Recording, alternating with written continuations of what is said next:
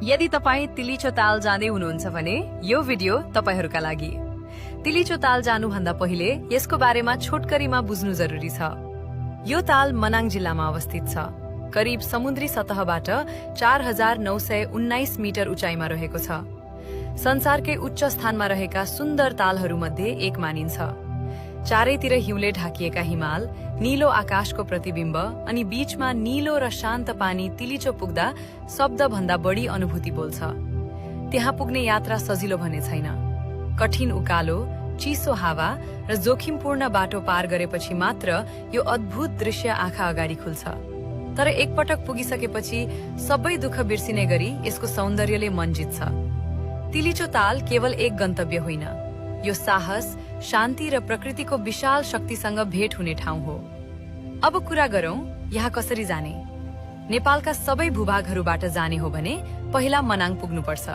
यदि तपाईँ काठमाडौँबाट जाँदै हुनुहुन्छ भने यसरी जान सकिन्छ। हवाई मार्गबाट काठमाडौँबाट विमान मार्फत जाने हो भने पोखरा पुग्न सकिन्छ।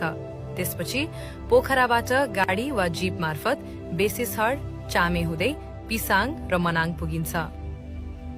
बस सडक मार्गबाट जाने हो भने काठमाडौँबाट बस वा जीप मार्फत बेसिसहर पुगेर त्यहाँबाट चामे, पिसाङ र मनाङसम्म जीपमा यात्रा गर्न सकिन्छ।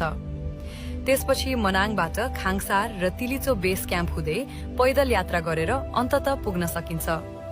यो यात्रा पूरा गर्न प्राय 12 देखि 18 दिनसम्म लाग्न सक्छ। तिलिचोको यात्रा मध्यमदेखि कठिन मानिन्छ, किनकि यो उच्च हिमाली क्षेत्रमा पर्ने साहसिक ट्रेक हो। जाने उत्तम समय मार्चदेखि मे र सेप्टेम्बरदेखि नोभेम्बर। सावधानी, लेक लाग्ने जोखिम कम गर्न मनाङमा एक दिन आराम गर्नु उपयुक्त हुन्छ। आवश्यक सामान: न्यानो लुगा, ट्रेकिङ जुत्ता, स्टिक र आवश्यक औषधि।